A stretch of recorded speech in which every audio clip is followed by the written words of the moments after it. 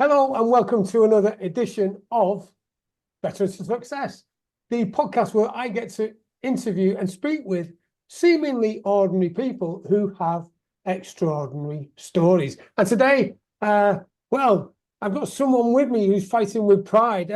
Craig Jones MBE. Hello, welcome to the podcast today. Thank you very much for having me along. I'm really delighted to be here. And thank you.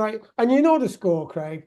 We can have a laugh. We can chew the fat. We're gonna cover lots of things.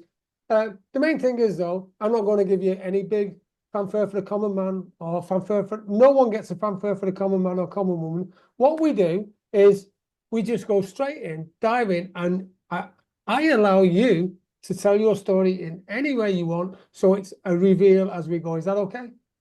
That sounds brilliant. Thank you. Fabulous. So, right, let's dive straight in then, shall we? What were you doing as a young lad, whatever age you want to start at? What were you doing? What were you up to? And what makes Craig?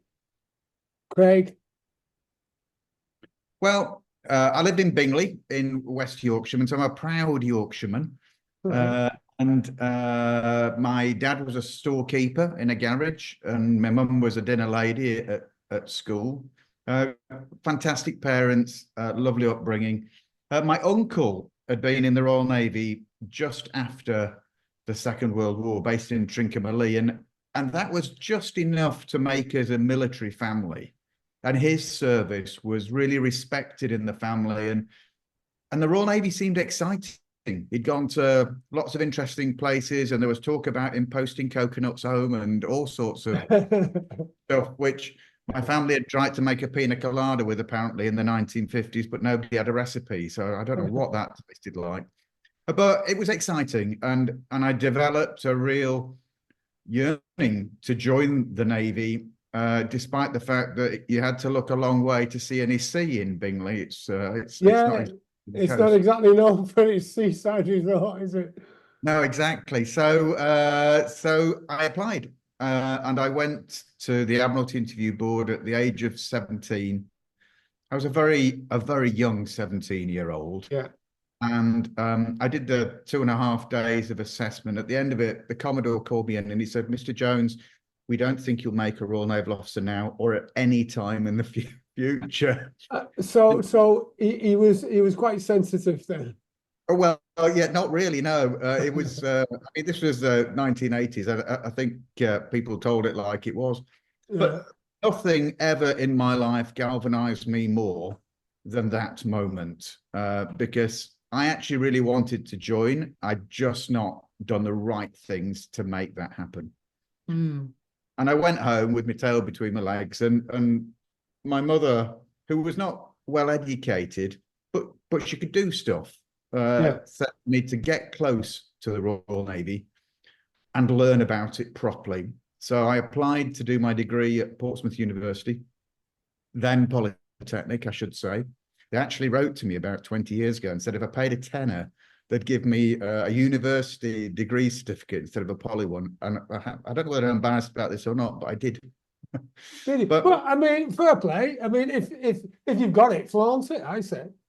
Well, exactly. And I was proud of Portsmouth. It was a really great place to learn. But most importantly, I joined the University Reserves unit there and did exactly what my wise mother had told me to do. I learned about ships and aircraft and missiles, and about the traditions and values of the Royal Navy. And I went back to the Admiralty Board when I was 19, just 2.5 years after my first one, and passed. And set me on an amazing journey. Fantastic. Now, let me just come back to your mum and the comment you made that she wasn't, I'm not sure of the term you said, wasn't educated or something like that.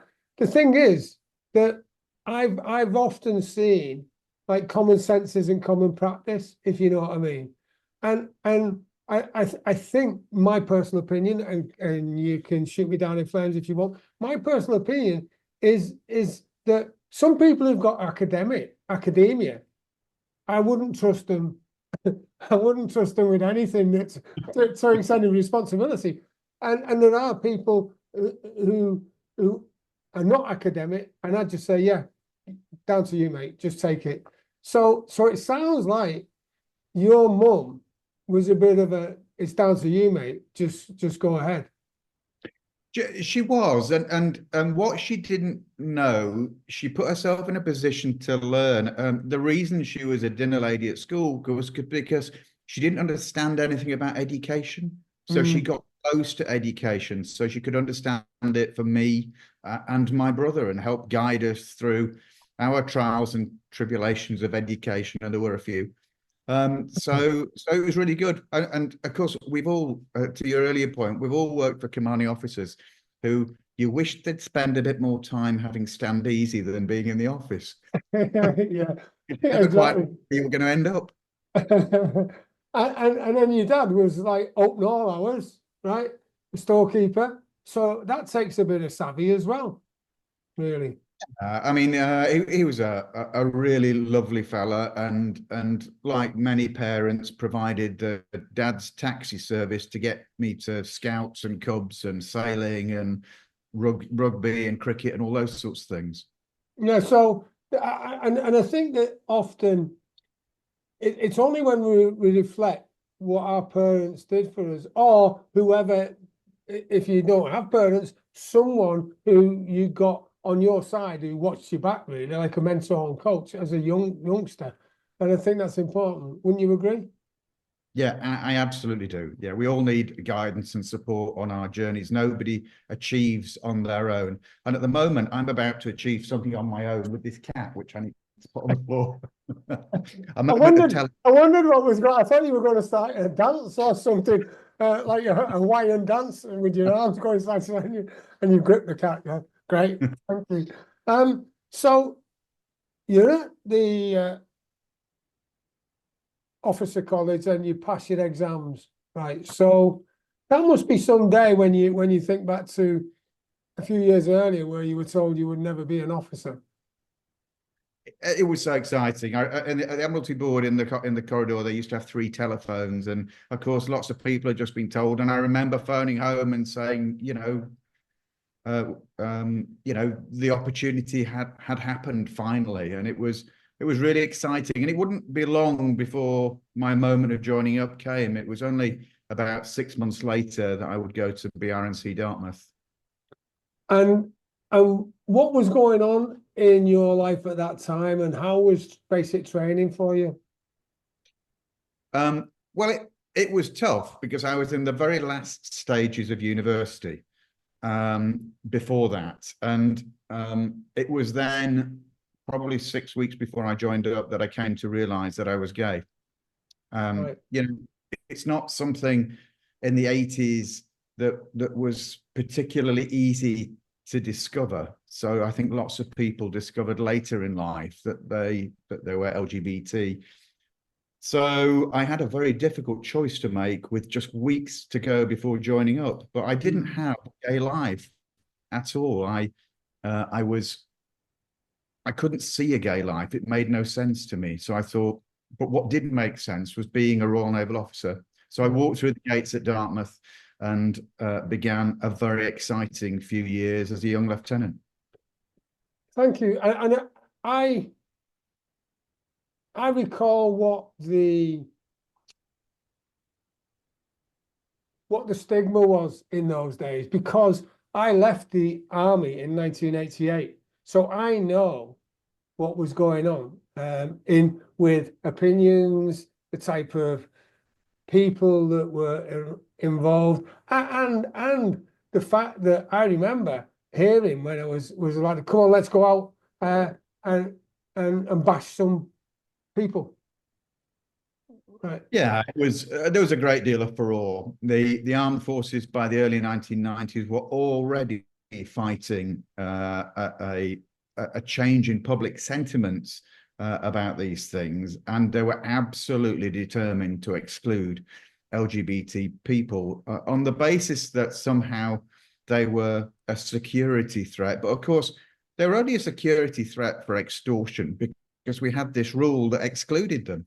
So it didn't really make sense. I think it was a long-term polarized attitude in the armed forces that really needed a modern leader to say, hang on a second, why are we doing this? But that didn't happen.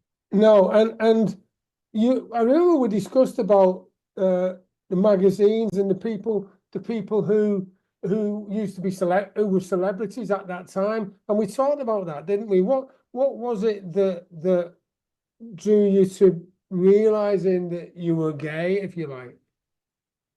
It was really embarrassing. I walked past a newsagent's one day in July before I joined in the September, and I saw this magazine on the shelf, and I bought it. And please don't panic, it was the Radio Times. And this Radio Times had a picture of Michael Ball on the front cover. And I got it home and I thought, oh my God, I fancy Michael Ball.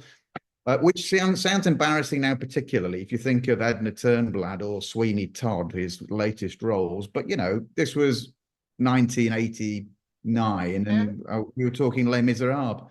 So, you know, it was just one of those difficult moments where I thought, oh, heck, how complicated.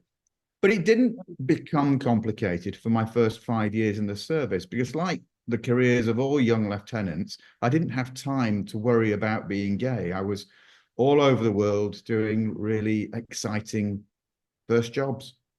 And you know, we did, because the only reason that I would have had a concern about having maybe a gay couple in my section would have been from an operational sense, really. Because if I've got a section of eight men, and then two of them are in a relationship, it's bad enough if you lose one of your section in combat. But if you lose one and then the other one, the other guy isn't able to be operationally effective because he's being hit harder because it was his boyfriend, then how does that? Because that's only a thought process that I've done without any real experience of that. How does that process with you, if that makes sense? Well, there's a couple of things. The first thing I'd say is that we have that situation now because we have men and women in the armed forces serving in roles in most units, perhaps not completely in the army, but certainly in the Royal Air Force and the Royal Navy. But I'd also say that the Spartans of Greece would disagree with that idea, which had legions which were completely made up of gay men. Yeah, you're right, actually. I've never thought of that, yeah. It's the record of history that they fought like tigers to protect their own and win in battles. So if we're to believe that legend, then you know, I think that there are greater risks to morale and to command and to winning in warfighting operations than the fact that people might like each other a little bit more than friendship. Yeah, well, that would have been my only concern, and now you've just satisfied that, because using that analogy, yeah, I totally get it. So what was your career looking like when you realized you were gay? You were in the Navy, which at the time was probably majority of men. Would it have been? Almost exclusively as I joined. I did serve later in mixed ships, but I went after initial training. I joined HMS Cornwall, quite a large frigate, and I was the boarding officer. And we went out to the Caribbean and did counter-narcotics boardings for vessels bringing cocaine and other drugs from the south to North America. And that was really exciting. It was, you know, I was 22, absolutely having the time of my life. And my first deployment was 6 months in the West Indies. It doesn't get any better than that, really. No. Yeah, my first deployment was 2 years in Osnabrück. So yeah. Yeah, but that's not bad. Yeah, a bit snowy though. At least I got a palm tree and a pina colada eventually. Finally got a pina colada recipe. And that was great, and it went really well. And after that, I trained in helicopter fast rope insertion at Bryce Norton. Tell me a little bit about that, because that's quite That's quite cushy, that. I like helicopter insertion. So what was going on with that? Well, we needed to clear the Châtel Arab waterway after the first Gulf War. There were lots of vessels that were silted up there and blocking the waterway and would prohibit trade and supplies getting into Baghdad. So my team trained in helicopter insertion so that we could do the boarding operations to check them for bombs and guns and contraband and that sort of stuff. So I had a mix of Royal Marines and Navy guys who would come with me while I did my work on the bridge. They'd have a good check around the ship. And it meant that we could do it with a greater level of safety than if we were trying to board in a vessel and go up a pilot ladder, which is a very exposed position. Yeah. If I came down the rope in 3 seconds. So, you know, that really worked. And it was you're right, it's kind of an unusual role or it was in those days, an unusual role for a Royal Navy officer. And I kind of thought that I'd join the flipping army because every time I put a uniform on, it was green. And that Did continued. you come out in a rush, by the way? No, no, we've actually got showers as well on the. Right. Oh, well, I mean, yeah. Yeah, I put the green uniform on, but I didn't need to live in a trench. Yeah, Which was, okay. Yeah, you're going to start calling me Pongo next. I know where this is going. Everywhere the army goes, the Pong goes. Yeah, I know. I actually really love inter-service banter. I think it keeps us all going. But that continued. So my next appointment would be to Northern Ireland during the Troubles, and I ran a boat group on Carlingford Lock, which boarded vessels coming out of Warren Point, which had been used for some of the big bombs that had gone off in London. And that's interesting because, like me as a former Royal Engineer, when I'm thinking about Northern Ireland, and when the public are thinking about Northern Ireland, what they get usually is a picture of a soldier armed up to the teeth, maybe bomb disposal, engineers, building sangars. There's a lot goes on offshore though as well, isn't there? So tell me a little bit about that, please. Well, there is, and of course that's the expertise of both the Royal Navy and, more importantly, our soldiers, the Royal Marines. So we had a boat permanently stationed on Carlingford Lock, and a ship, sorry, and it had a boat group of rigid raiders and Pacifics. And when vessels came out of Warren Point, then I would board them by boat up a pilot ladder, and I'd go and check the vehicle decks and search some of the lorries that were coming out.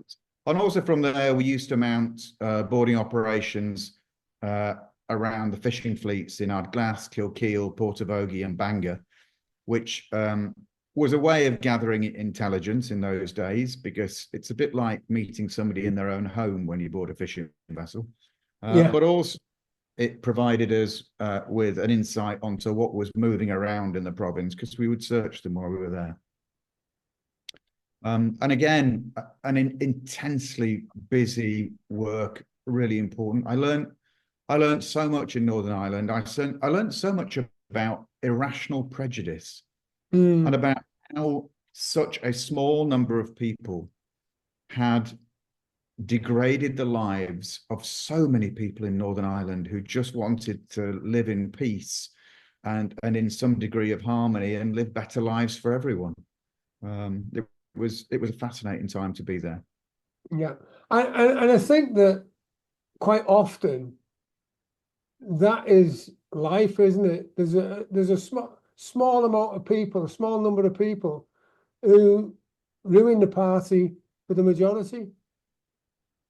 Absolutely so, but the tide was clearly turning. This was 94, and every time I met somebody, they were lamenting the fact that it was time for change, and they were fed up of it. And I think it was clear that the paramilitary organizations were getting a lot of pressure from the communities that they purported to serve but didn't. They were becoming unwanted organizations. Which was pleasing, and but I was coming towards the end of my time there in 95 when I had a moment that completely changed my life, and I did a boarding Tell me operation. about that, please. Well, we were out of the lock actually with the Pacific Boat Group and a rigid raider, and I saw a fishing vessel just off Bangor which appeared deserted. It was a potter, 2-deck potter, and I had a RUC, Royal Ulster Constabulary police officer with me, which we often did. Mm. We boarded it, hailed it first and didn't hear anything, and then we boarded it and still didn't hear much, but I heard some movement down below. And the very brave Royal Ulster Constabulary sergeant said to the young lieutenant, "You stick your head down the hatch, boss, and I'll cover you."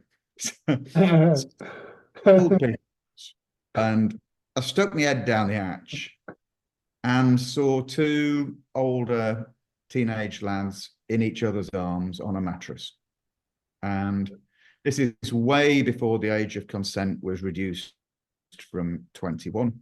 So certainly Northern Ireland, and illegal. And In I a just state of undress, were they? Yeah, exactly. Yeah. And I just felt instinctively protective, and I was in body armor, luckily, and it was a small hatch. Yeah. So I kind of pulled the hatch and beckoned them to get their kit on. I didn't say anything. The sergeant was behind me and said, "What's going on there, boss?" And I said, "Well, they're just resting from fishing." And they came up top, and as we did under the Emergency Provisions Act, I got their name, date of birth, address, and occupation, and the data that we did, and sort of persuaded the RUC officer that there was nothing there for us, and we should just go. And we were about to step off, and they'd said that they were fishing. We were about to step off, and the officer said, "They've got no fish." And before the lads could chip in, I said, I think they've been mending the nets, and we left. But I don't think it was very convincing. But I went back on board, and I went to my cabin and closed the door, and I put my head in my hands, and I felt truly embarrassed because I'd just seen 2 young men in the most difficult of circumstances, trying to be honest, trying to live their best lives. And there I was in my body armor and my Kevlar helmet and my pistol. And really, I felt terribly dishonest. And as though I hadn't the courage that they were showing.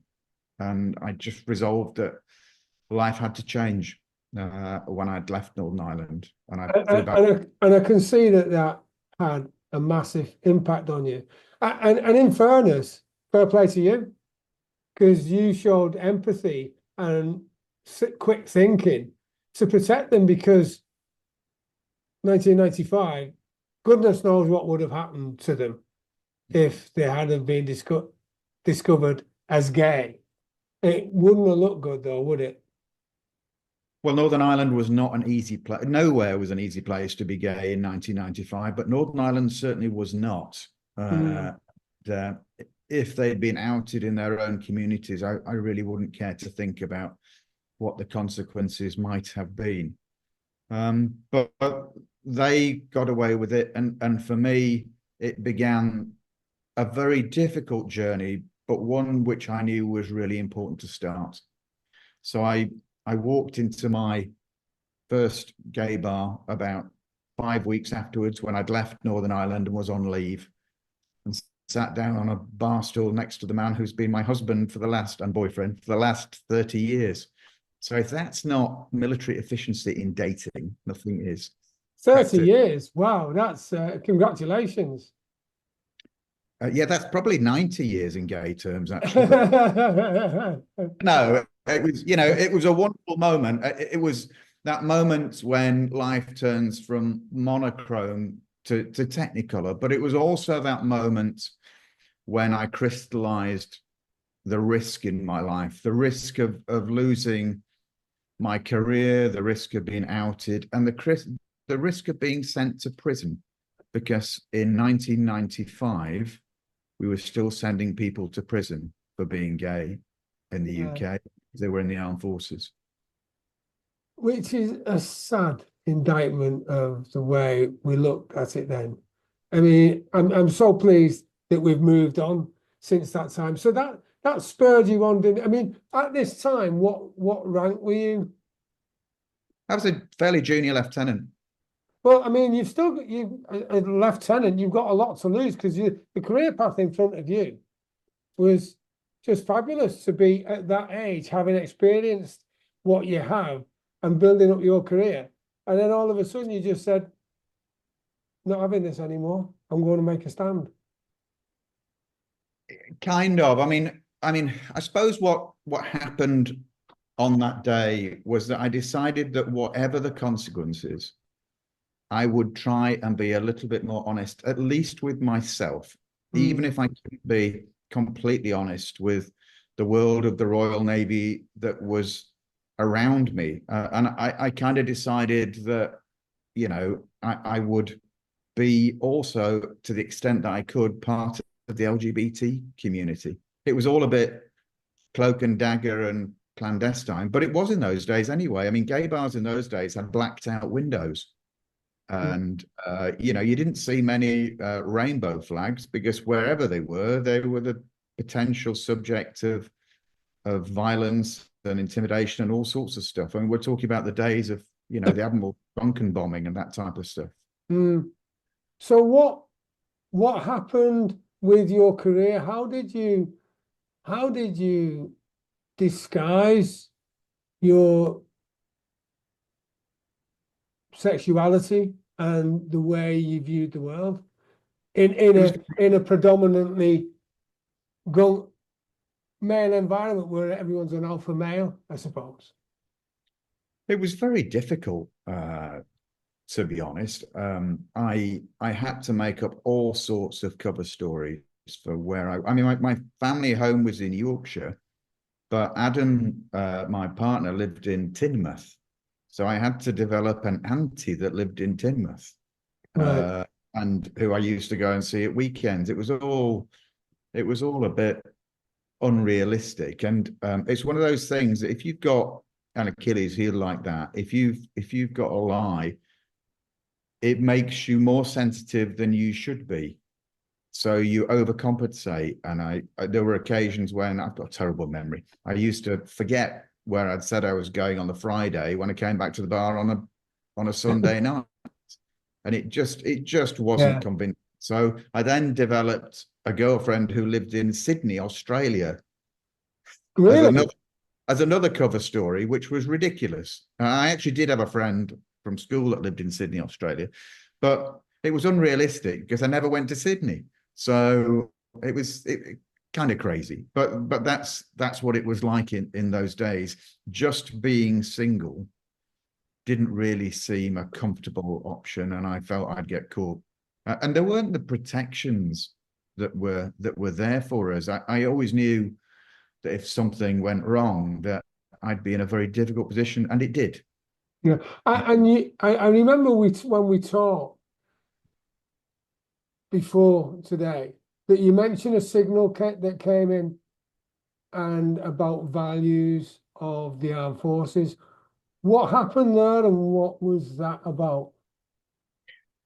Well, ultimately, this is the signal that repealed the gay ban, and it was just difficult. I got through the years that followed my realization and meeting Adam, but really by more luck than judgment. Nobody caught me. I served in very big ships for the end of the 90s in our carriers, Invincible and Illustrious.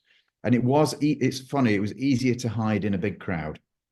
So I got through there. And also I had a particularly good captain in the ship that I was in for most of that, in Admiral Roy Clare, who I've just somehow felt confident that he was probably somebody who was on side, although I never told him. But after that, I was in an amphibious assault ship when the ban was lifted. I was operations officer, and the signal came in on the 11th of January 2000. It came in del text, delicate text, and I'm pretty sure it was officers, because it was me that took the signal to my then commanding officer.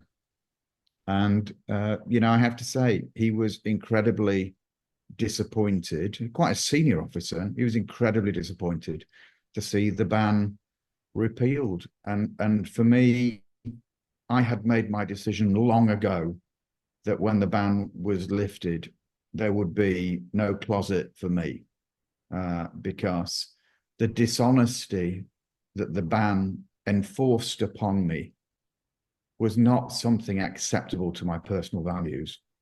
I had to put up with it, but it wasn't a happy existence. And I can only imagine how it affected you. I mean, how did it affect your boyfriend, now husband? How?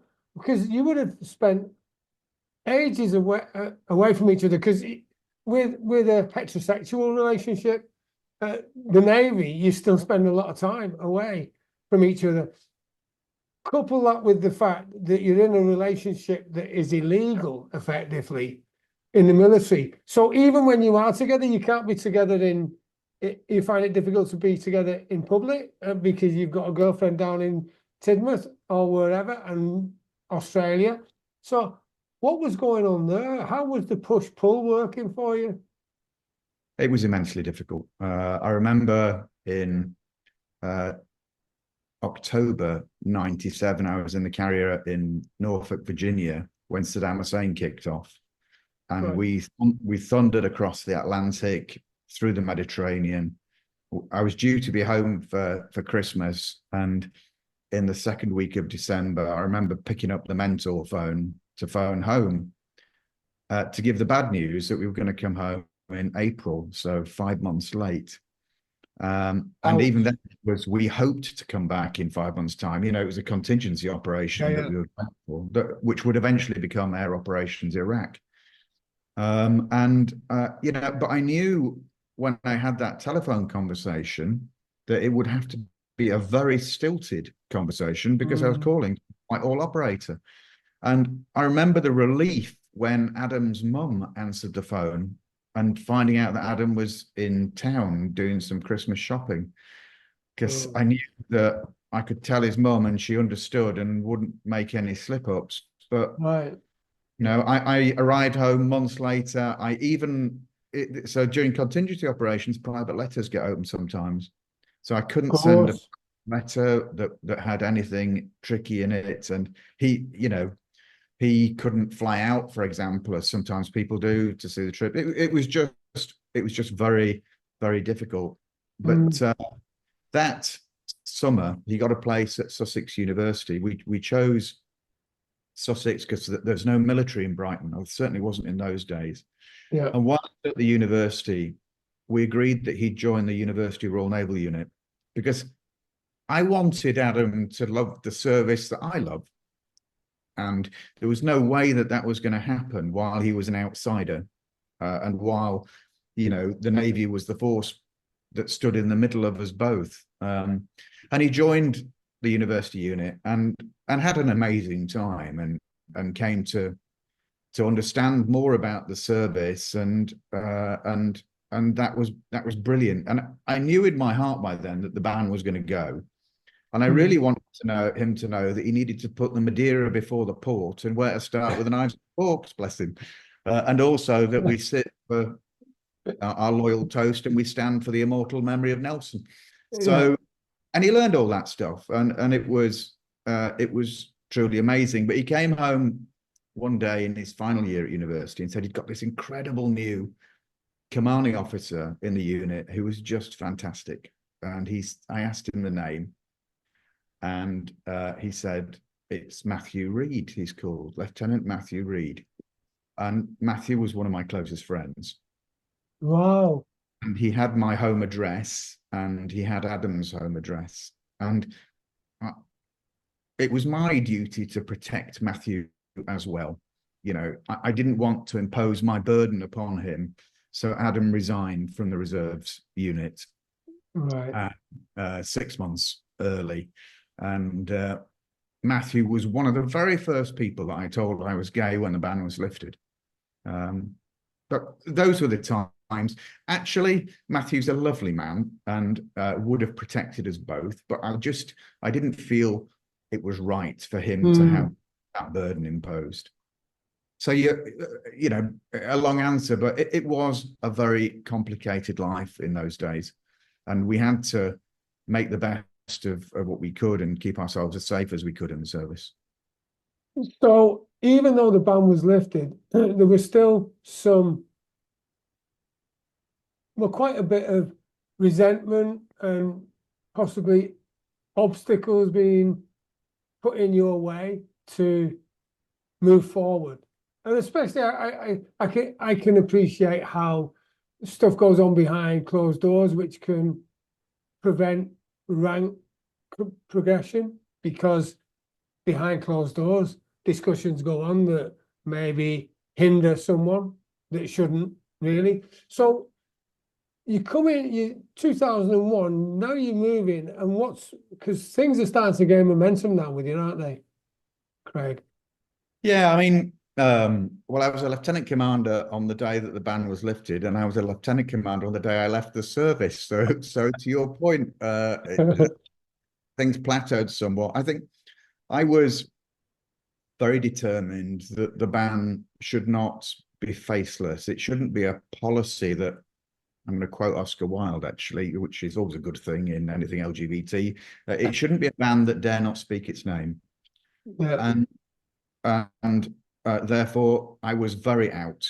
So 14 days after they lifted the ban, Adam and I went to Burns night dinner in the ship that I was serving in. So that's as good a place as any to. Well, yeah. If you're going to out yourself, do it at a mess dinner. And honestly, that caused chaos. But I have some lovely memories of that night, because my ship had a very large number of Royal Marines on board, and the Royal Marines officers and their wives were the kindest of hosts to us both. And to me, it just showed leadership, true leadership from people who value what your talent is and what you bring to the party than anything else. Because of course you'd been working with Marines on insertion, and probably some of the other special forces guys as well. Yeah, and in Northern Ireland. Yeah, and in fact you would have been, definitely. I get that, because I appreciate that time in the military, that decade, because I was back in the reservists by then, and that's fantastic. And doesn't that go against the grain for how you would think Marines should be? Whereas the true strength of them was, okay, mate, well, you're good at your job, so who cares?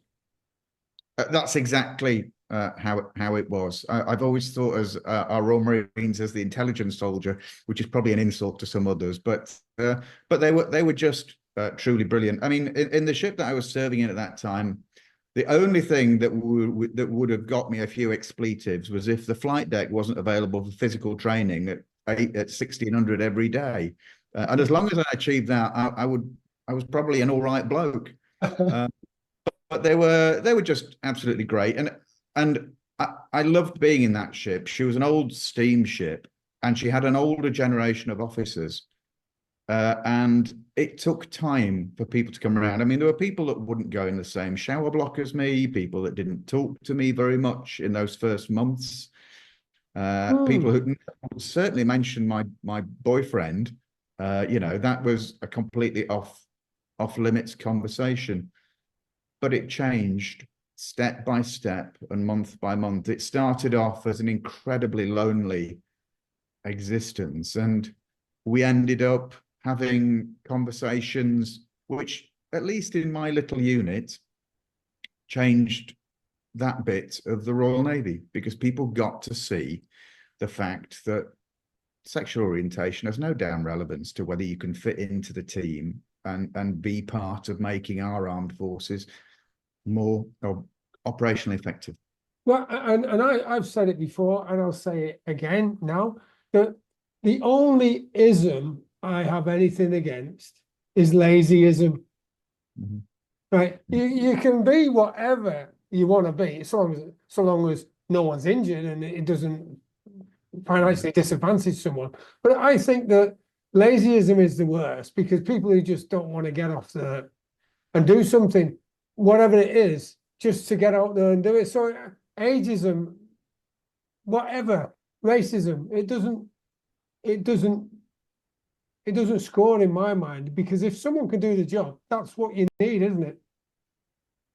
No, I couldn't agree more. But it would take significant time for the service to change, because not everybody had the same experiences as the officers and men and women in my ship. And lots of our senior officers were very, very cautious, and the service was kind of determined to accept the lifting of the ban, but not do much to ensure there was a warm welcome. And in the immediate years that followed, I continued to see people leaving the service who we really needed to retain because they were talented.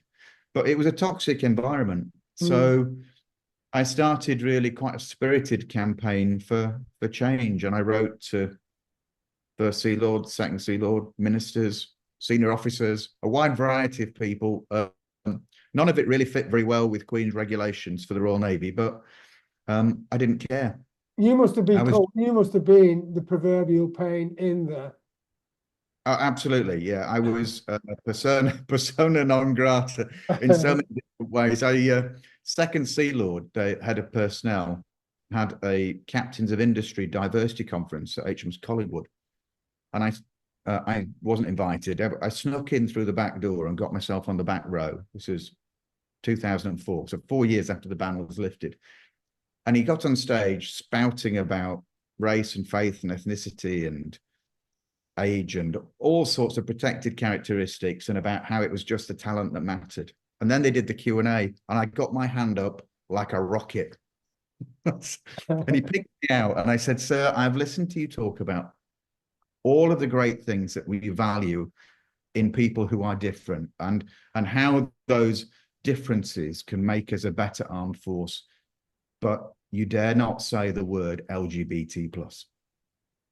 And I don't understand why, because I'm gay." And well, there's nearly steam coming out of his ears. And he muffled some kind of rebuttal to it and then moved it on. But I got a letter the next day in green ink, which is never a good thing. No. Explaining that I should be slightly less vocal. But you know, as much as we can work hard, sometimes you need a little bit of luck in life. And some of the biggest things that have happened in my life have been luck. And I'll not name him, but I thank that Admiral for his response, because 3 days later, I went to the troop in the colour with Adam. We'd got tickets out of a military lottery. And I sat down. Spectacular day. Amazing. Absolutely amazing. Although I've been since, but on that occasion, I didn't see much of it, because I sat next to this lovely old fella in morning dress. And he said, "How's your week been, Lieutenant Commander?" And I said, "Do you know, sir, it's been really, really awful." I used a different expletive. And he said, "Well, listen, I've seen this pageantry about 20 times. Why don't you tell me about your week? I think it's going to be more interesting." And I did. And I told him about everything that I believed was wrong, our lack of recognition of the diversity business case, about the fact that we were losing talented people because we were creating a toxic environment, and that we weren't upholding the values of our armed forces. And he listened intently. And he turned out to be Lord Armstrong of Ilminster, Cabinet Secretary to Margaret Thatcher's governments, and probably one of the most important parliamentary figures of the last 50 years, or then, certainly. And he said, I'll see what I can do. And literally 3 weeks later, Adam and I found ourselves at Leeds Castle in Kent. I know it, just outside Maidstone. Yeah, really beautiful castle. Yeah. At his right, he was the chair of the board there. And I found myself in the room with First Sea Lord, Admiral Lord West of Spithead, and his wife. And it gave it gave me an opportunity, and Adam actually, to describe to Lord West, who is a modernist, about the fact that we just needed to do things differently. And he absolutely got it. And within literally weeks, we had employee network groups, we'd had a retreat at Amport, and later we marched in full uniform as the first armed force in the world to march in a full uniform at Pride in London, which was a global story. And just, it's amazing how in a pyramid management organization, when the lady or man that runs it all says, this is wrong, we need to do things differently, then I saw the ice thaw at an amazing rate. And suddenly, literally within 18 months, the armed forces were incredibly competitive about being the best in LGBTQ plus inclusion. It was remarkable. And at the end of that, I thought, well, maybe it's now time for me to leave. Job done. Well, and I suppose it's a bit like the domino effect, isn't it? Because I know that there can be a lot of resistance, and then as soon as somebody who is held in high regard, like a leader, and says, well, actually, yeah. And it only takes a small meeting with you and Adam just to change the thought process, to just tumble down all the obstacles. And yeah, I get it. There's still some maybe resistance to it, but by and large, it's just get in line. This is where we're going. And what, obviously, a revelation. How did that make you feel? And of course, whilst it was announced in 2000, there was still resentment, and you couldn't share shower blocks or whatever. And probably Adam wasn't welcomed. Now you've got this revelation that the Sea Lord has said it's okay, we're going to change. Within 18 months, it's all changing. How did that make you and Adam feel? Well, it made life a lot easier for us. I mean, in the workplace, people who hadn't really spoken to me for years would be prepared to stand next to me in the bar. I mean, I was not an officer to stand next to in the bar in those years. I was known to be an activist and pushing an agenda, which it was known the senior officers in our armed force didn't want, and neither did the RAF or the Army. So it made me, the Royal Navy, a much more comfortable place for me to serve, which was great. And it meant that, you know, when we went to events and when we did stuff as part of the military family, then it felt a better place to be. But I also knew that really in those years, my career had kind of been thrown on the fire. You know, I was never going to have, you know, even with officers, working for officers who would now write me up in a slightly more cheery way, then I knew it was time for me to go. And I resigned in 2008 with no regrets. We've all got a choice in life about what we do, and you can achieve in lots and lots of different ways. And I didn't leave the armed forces as a captain or an admiral, but actually looking back, I achieved what was really, really important to me, and I had the opportunity to change the experiences of thousands of people in our armed forces. And you don't get many chances like that in life. No. You know, if I look back, I won't have to worry about whether I actually managed to change anything, because I did. I think that's a Ronald Reagan quote, actually. Veterans never have to worry about what changed. They all change something. Well, if it wasn't, it's yours now. Take it. So, and it's certainly yours on this podcast, because this podcast wasn't around when Ronald Reagan was. So you can take that. That's yours. Yeah. And you know, with the podcast, I mean, the purpose of this Veterans to Success podcast is to show that guys in the military who learn stuff in the military, often when they're getting out into civic, do not realize the value of what they've discovered and learned in the military.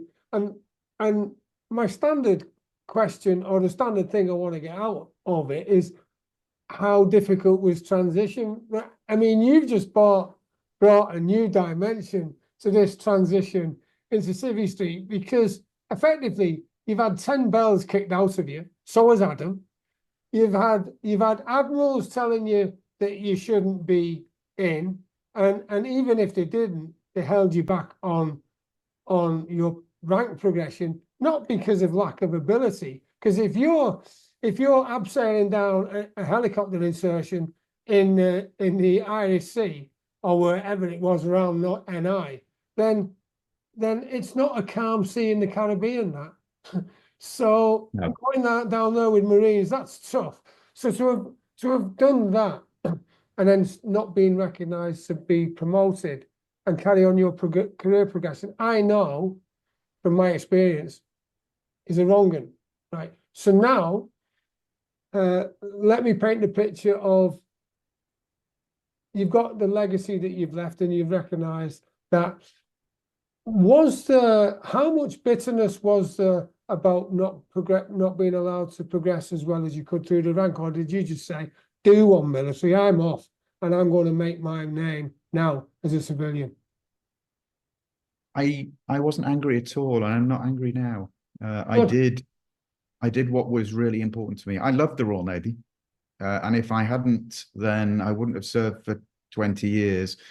And it was, a real privilege to take an organization that I loved on a journey to go somewhere that I knew it needed to do. So I have no regrets, and in Civvy Street, I very quickly managed to have the success that perhaps I might have had in the service in different circumstances. I joined, but I mean, this is about transition. It was actually a really easy transition, because my last few years in the armed forces had been a bit like, being on a stove, having my, being cooked. So it was great. I went to Barclays as head of diversity and equality, global head of diversity and equality for one of the divisions, which was wealth management. But I fit right in. I was effectively in the investment banking part of the bank, and they were all quite alpha male, and it was, but it wasn't frying pan to fire. Because of the military training, because of my background, I found I got on very, very well with the heads of the business, the leaders. So they're not the main things now, but the Bob Diamond and Tom Kilaris and Jerry Del Missio, the real leads of the investment bank. Like the style, I wasn't what they would have called a fluffy diversity officer. I was fairly hard-edged one, and that enabled me to push through changes in the bank, which they wouldn't normally have done. And when I left, Barclays had groundbreaking programs for women in banking and finance. They'd done incredible things in LGBT inclusion, and I supported them to focus their attention upon the client as much as they did on their staff, because I kind of reminded them of the fact that their clients were LGBT and female and Black and Asian and minority ethnic as well. So we did some incredible stuff to do segmenting the market by different characteristics and looking at how we could be more appropriate. But it was a wonderful place to be. I worked in Canary Wharf initially, and then as Barclays took Lehman's in 2008, I went over to New York. Amazing. That was an interesting time, Lehman, in 2008. Wow. Because I remember my time, financial advisor, I had clients who wanted commercial loans and stuff. And in 2005, 6, 7, it was, oh, you've got a pulse. Yeah, how much do you want? And then because it all happened in 2007, people say the date 2008, but it was building up. So how did that go going across to New York? That that was like a Western town empty then, as in respect of the finances, wasn't it? Banks were going down, everything was not looking good, was it? Do you know, it was really easy. So to put the stories in without mentioning the workplace, I joined an organization unit. It all seemed to be going okay, business as usual. Something went horribly wrong. Well, it sounds a bit like a war, doesn't it? Or a conflict or operation. And we all had to run around and sort it all out. Well, that was banking and finance in 2008. So it felt, and people listening to this podcast, then actually, I think Civvy Street's pretty easy given the preparation that you've had for managing complex change in a live environment. So it felt really easy. And my boss phoned me on the Saturday night. It must have been August 2008, just as we took Lehman's, and said, I need you in New York tomorrow. So I said, fine, no problem, I'll pack my bag. I said, you're probably busy, just send me an email and tell me what you want me to do when I get there. And that was that. And I was gone. And that, you know, with the training that I'd had and the experience that I'd had, that felt easy.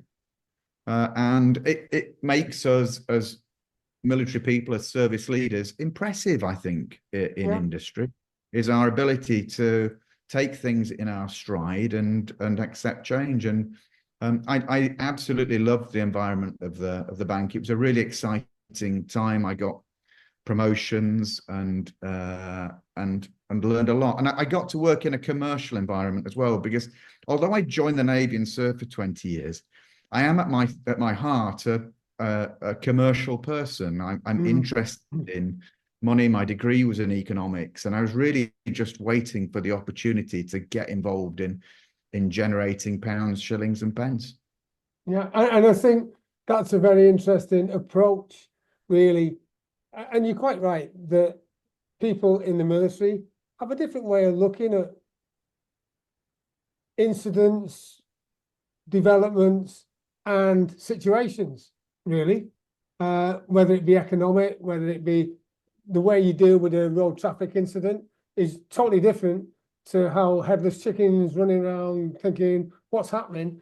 We just turn up and just take control and say, right, okay, and do an immediate assessment. So you're right, it is different. And I know that now many of my clients are phoning me now about pensions and lifetime allowance and tax-free cash and what we're going to do.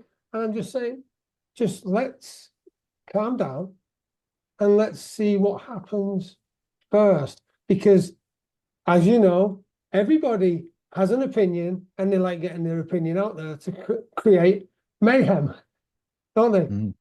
Yeah, exactly. And you know, I just think you've got to stop, take stock, and figure out the best way to go. Sometimes in circumstances that you've not been in before, but you've done something similar.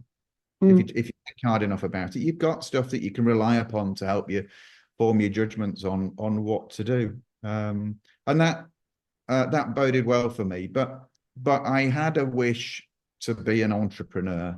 And although the bank had gone really well, I knew that I needed an idea or something to follow. And Adam came, at that time, Adam was running a hospital in Ealing, a mental health hospital. And he came home one day and said that there were patients stuck in beds in his hospital who couldn't get beyond the hospital because there weren't safe services for them. So this is complex needs mental health services for people who are high functioning, but have significant risks, you know, either to themselves or to others. Yeah.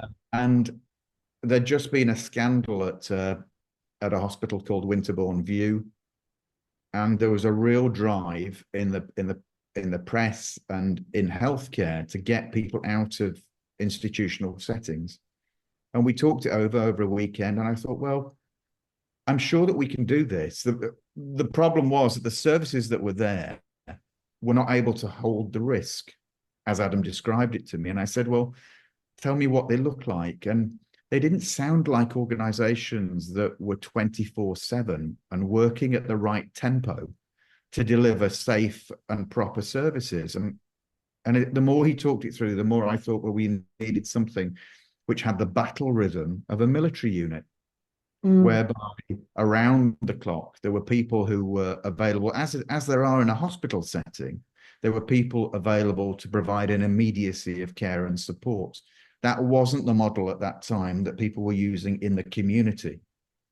So I thought, well, okay, we'll create a community accommodation service, but the team that provides the support will be the type of team you'd have in a hospital.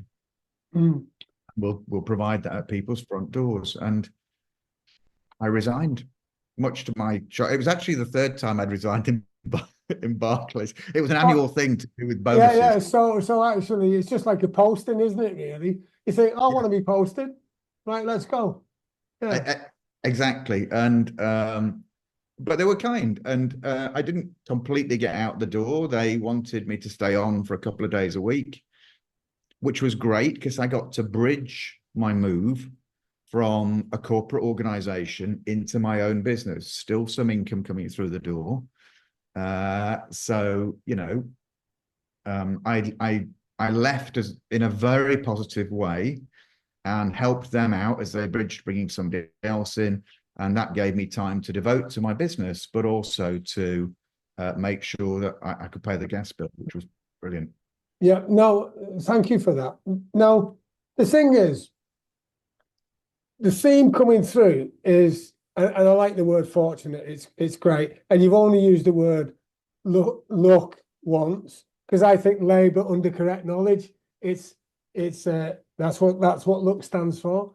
And it's really heartening the way you turn things round. And the reason I'm framing this now is because I want to take you back to that time when you were 17 and that officer said, there's no way you're going to be an officer, mate. Words to that effect, I'm paraphrasing. And then at other times during your career, you've probably heard the same sort of thing. So what I want to know is, how do you deal with failure? And that doesn't mean to say you fail, because you've not failed till you give up. How do you deal with failure when something doesn't go the way you want it to do and you don't get that answer? What is it that clicks in your head and just says, right, what we're going to do? I have two reactions, really. One is that the failure doesn't matter because I know I can win. And, you know, in Fighting with Pride's campaign, from a fairly early stage, I instinctively knew that we could deliver substantial change. So whatever the bumps were along the road, I dusted myself down and just cracked on with it. But there are occasions whereby something doesn't work, and I ask myself, is this important? Are there other options which are better or easier, or, you know, that I can deliver, that can deliver a better outcome? And you know, sometimes there are.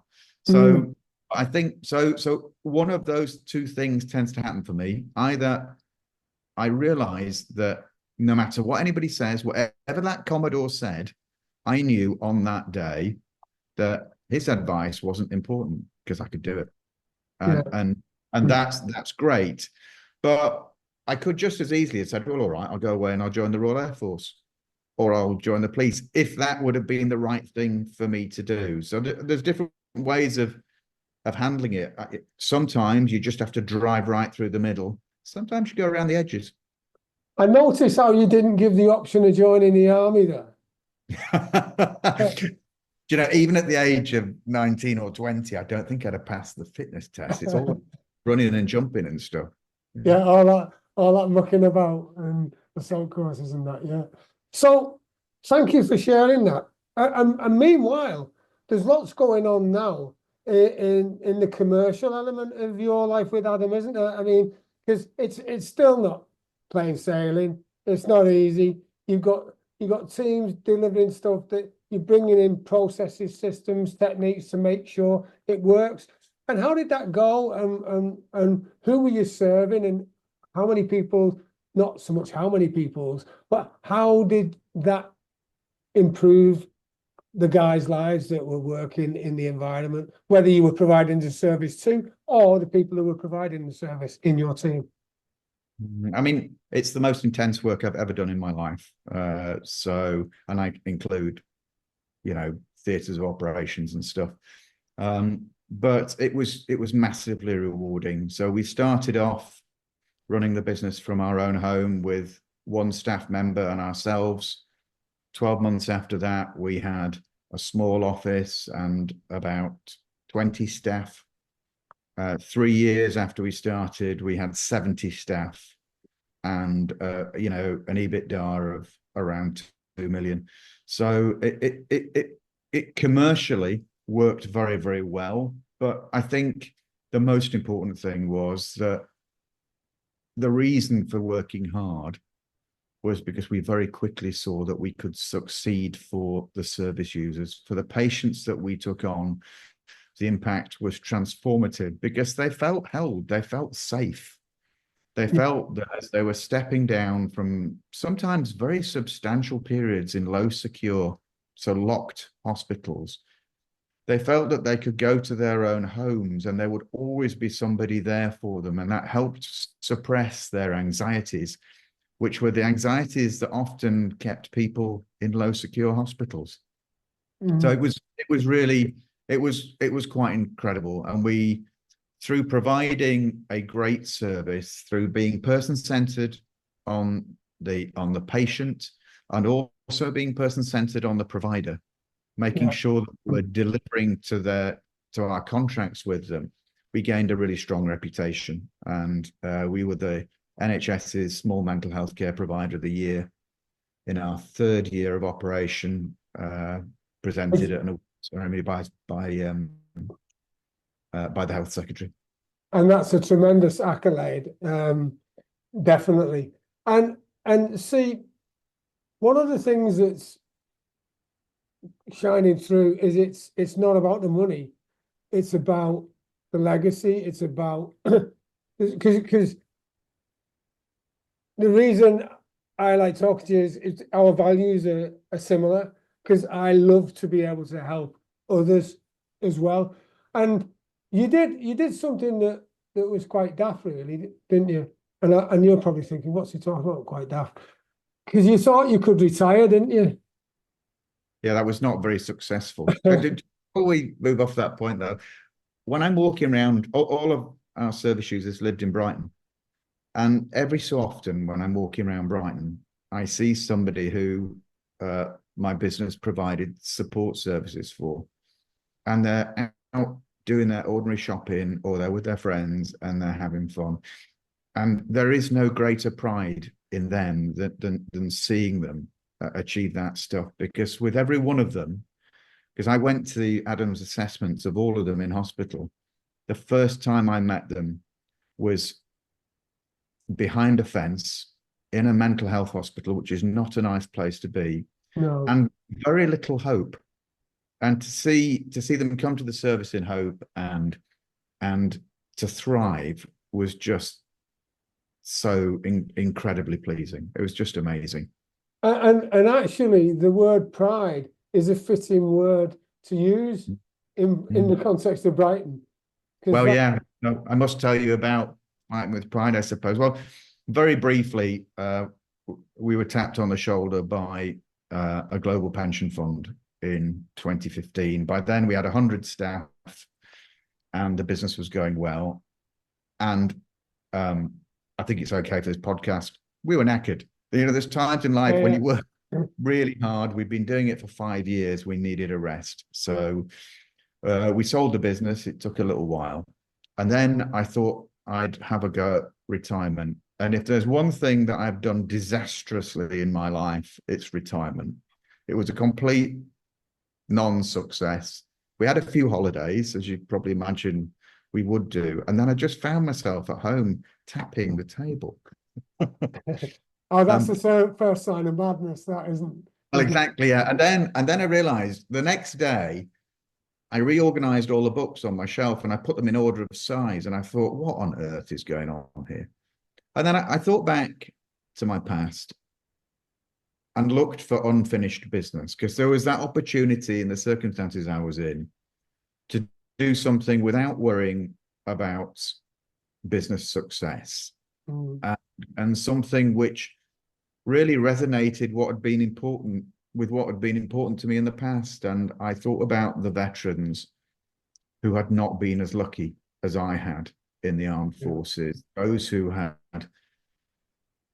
been dismissed in disgrace or sent to prison, or had just had a rough time. And I pulled together 10 individuals who'd served in the armed forces during and after the ban and got them to write a chapter about their lives. And that book was called Fighting with Pride. And on the 20th anniversary of the lifting of the ban, we launched a charity in the same name, recognizing that there was unfinished business, that although our armed forces had become wonderfully inclusive organizations, that this whole generation of LGBT plus veterans had been lost from the military family, that they were nowhere to be seen. And I'd been talking at that time to a lot of the military charities, and they were saying to me, oh, we don't actually have any gays in our organization. No, there are, I don't think there are any. And I thought, well, hang on, there are. You just haven't found them. You're not reaching them. They don't feel able to come to you for help. And we knew that they were in need.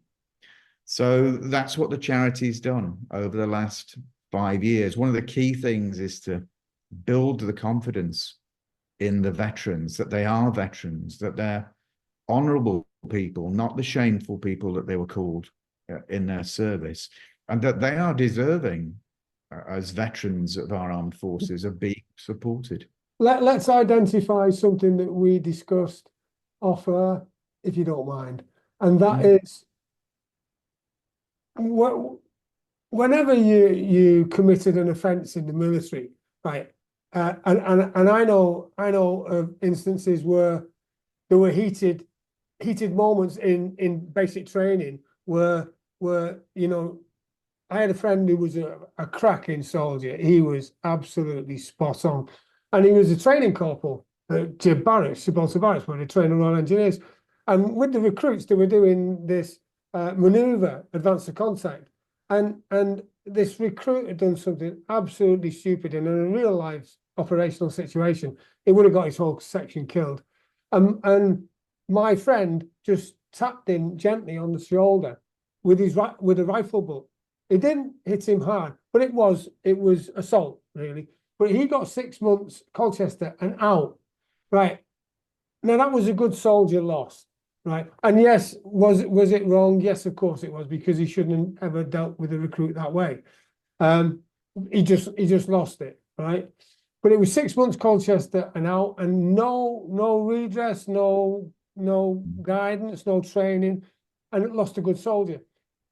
We're talking here about guys who have, all they've done is been found out, if that's the right way to put it, that they're gay.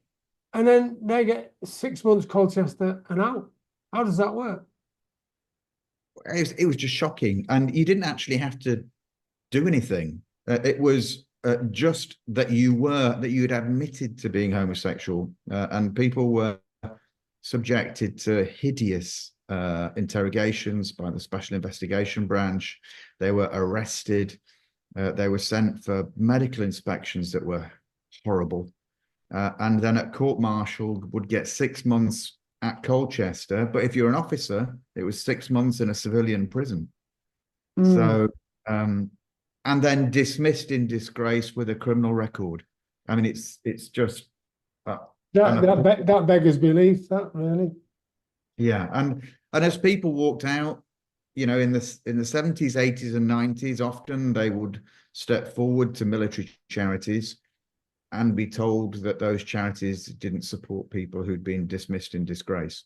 So a very sad period in our history of the way that we support and help veterans of our armed forces. Really, really sad. And the reason I gave that analogy, the comparison, if you like, was because someone who was gay had not committed assault, He'd not done anything that was operationally sensitive. He'd not threatened anyone's life. And yet, just for the sexuality, were punished, which I think I'm so pleased you're doing what you're doing now. Which brings us to something that I want you to give an inkling to, because you've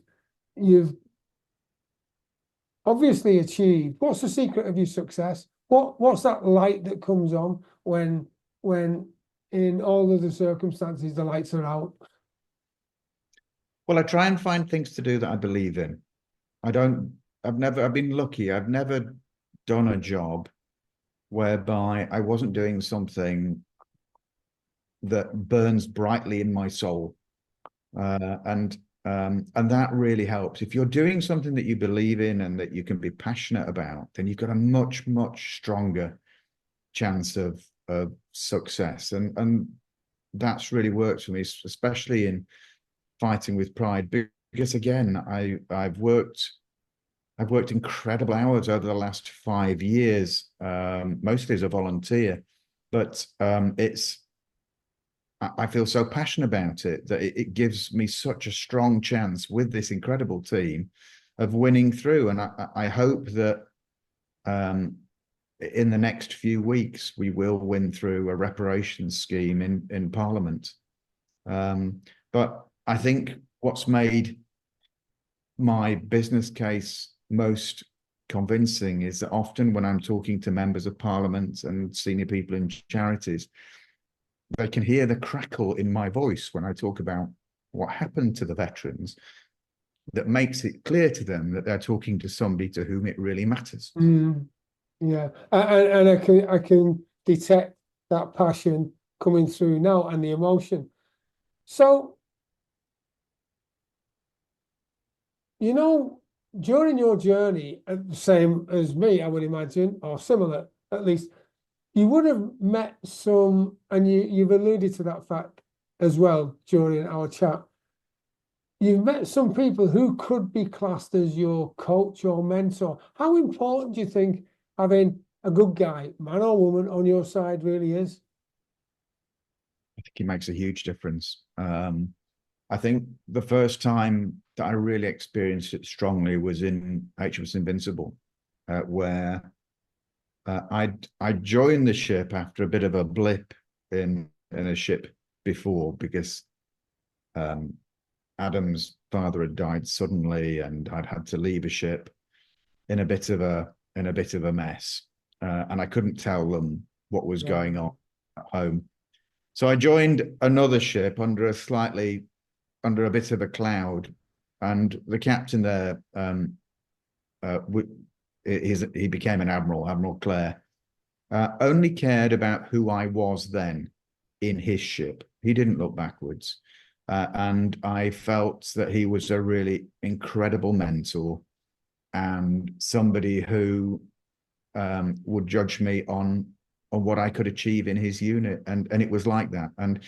And he's stuck with me over the years. And every so often he's been in a position to help me along with whatever else I've done. You know, you don't, it's great to not leave these people behind. You can't bug them forever, but it's been nice that on occasions I've phoned him or called him when I needed a hand with something. And the same has gone for that. There have been some really important people who I've met on this journey who have really, really helped. Admiral Lord West, for example, it was amazing. He wrote the foreword to Fighting with Pride, and really helped that book along its journey. And I think it's great to lean on other people's experience, to talk to people who have either been on the journey that you're trying to go on, or another journey that gives them the experience to guide your life. So in the charity, we have a wonderful patron in Lieutenant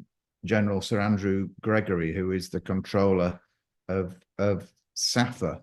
And if I have a good day or a bad day, I try and give him a bell, and he either says, well done, Craig, keep going, or calm your silly self down and go back to it tomorrow and you'll be fine. And that's brilliant. Fabulous. And since leaving the military, you will no doubt recognise the importance of social networking, business networking, and the fact that those terms for someone, if you're listening and you're still in the military, that may be an alien term to you. But actually, you've been doing networking in the military all your military career. And how important do you think it is, whether you're still in or you're out, to network? I think it's really, really important. I didn't do as much of it as a military officer because I couldn't, because networking sometimes means telling people a little bit about your life. Yeah. So I was limited by that. But when the ban was lifted, that opportunity arose, and I made really positive friendships that have carried through to Civvy Street, because in our experiences, we develop a commonality with anybody that's part of the military family, and there are about 2 million of them in the United Kingdom. So as a veteran, you are not alone. If your organization is going to have more than 10 people in it that you're joining, there will be other veterans who've been through this journey, and it's instinctive for us to help our own. So I think your networking's well placed, and it's amazing who you meet on the journey. You do meet people who you've met before, or who know somebody that you know and can really help you along, and who are often passionate about whatever it is that you're trying to achieve. Certainly, one of the first things I did in Barclays Wealth when I arrived was to set up a veterans network group, partly because I wanted to help veterans, but also because I wanted to help our business. Yeah. And I knew that veterans could thrive in Barclays Wealth Management and add value, and they really did. And that's why we're already on the starting blocks as soon as we met, because we know, even though the bands are with Navy, Army, or when I speak to RAF, it doesn't matter. We're in the military collective, really, and we know we've got a good idea what we've been through, and the values that we hold dearly. Absolutely. You know, it's that there is a commonality. The values are really important as well. That was one thing I did find a little bit curious in Barclays, and there are other banks are available with the same issue. In the military, I actually understood that what people said was what they were thinking and what they intended, and it's not always quite like that in Civvy Street. No. Or certainly not in an investment bank, is that not much could be relied upon, assuredly, but I adapted and got used to it. And you know, we've talked about it a lot, about transferable skills from the military to Civvy Street. And the reason I identify this question in particular is, let's say take a mortar man or mortar woman, and they might be thinking, wow, I'm getting out soon. What skills have I got that I can take to Civvy Street from being a mortar man, or maybe a gunner on a ship, whatever. And you know where I'm coming from, don't you? So let's have a look at the skills that they have to know to be able to do that job effectively, and how it can be communicated in Civvy Street. Well, I want to answer that question, but there's just something I wanted to say first, which is along the same lines. You can prepare yourself for Civvy Street, and you can do it quite a bit before you jump over the wall. So in the 2 or 3 years before I left the Royal Navy, I got little positions, voluntary positions with different organizations. I even managed to get a paid one with my CO's permission at Ofcom. And I did some voluntary work with the prison service, and I just got myself into civilian workplaces in whatever spare time I had available. And it was really good preparation, because it meant that being inside a different culture, being inside a different organization that wasn't the armed forces, wasn't quite so alien as it might have been. But when I did get there, when I arrived in Barclays, I found that there were some things that really, really held me in good stead. I could write with clarity. I don't know if you remember the manual of signal writing, which I think is JSP 101, but it talks about brevity and clarity and accuracy.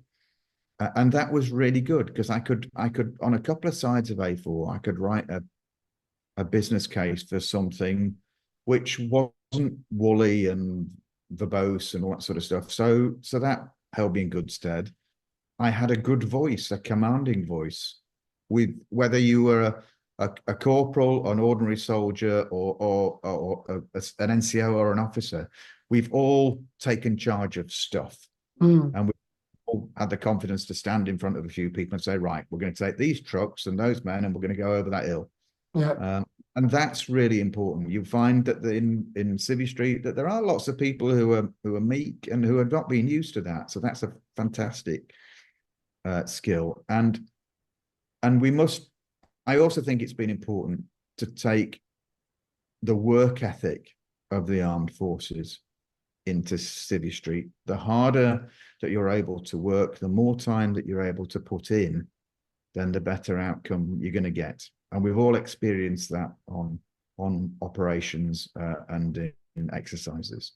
So I think veterans have some amazing skills, and I was always an advocate for them in my own business and in corporate life, because I knew that the more people that I brought in, the better the business would perform. So, and the people listening to this podcast could very much easily be part of that. I think I loved the armed forces, but I also loved Civvy Street as well. Good, thank you. And you might want to process this, because one of it is really tough to do. So what's the one tip you give to someone who may be still in the military or left the military, having a really great time or having a not so great time, that could help them just improve their situation? Improve their situation in leaving the armed forces, or in life generally, if they're just feeling that they're not getting it, because you've come out, you've faced some challenges, you've set up businesses that are successful, you've retired not so successfully on that one, we'll leave that out. So maybe they've just come out, they've set up a business, and maybe it's not going the way they want it to do, or maybe it is, but they want it to do better. So or maybe the relationship isn't working the way they want it. So what's the one tip you would give in that situation? Well, I don't think it's good to be too frightened of change. I think sometimes if something's not working, you've got two choices, really. You either work harder and harder and harder at it, or you change something. You either do something completely different, or actually quite commonly, the better risk is to do something slightly different, just to explore the market. I've never been frightened of change. And I think most people in the armed forces are not frightened of change. So take that to Civvy Street with you, or apply it in your circumstances at home, as you would apply it at work. So I think you need a little bit of courage of conviction sometimes to keep trying and keep innovating. Thank you. That's a great tip. And now, what does the future hold for you? What's your mission? Well, so in the next few weeks, hopefully, Fighting with Pride's campaign will complete. We're expecting a parliamentary debate in the next 4 to 6 weeks, which I hope will deliver the reparations that we've been long asking for.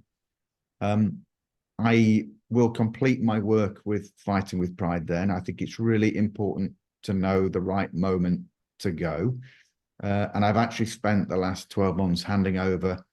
I've had a lot of titles in Fighting with Pride, including chair and executive chair and chief executive and joint chief executive. But I've handed over most of those. I now just lead our campaign. and the next generation will take us to the next wonderful place. And then I'm going to have a rest. But there's no point me saying that it's going to be a retirement, because I've tried that once and it was a disaster. So I'm going to do what I think everybody should do and look for something that I believe in, something that I'm passionate about. It might be commercial. It might be to do with the armed forces. It might be to do with mental health. I don't know at this stage, but I'll find something that's exciting and interesting. And it's funny, yesterday I had kind of a mentoring call with somebody who asked for a bit of help.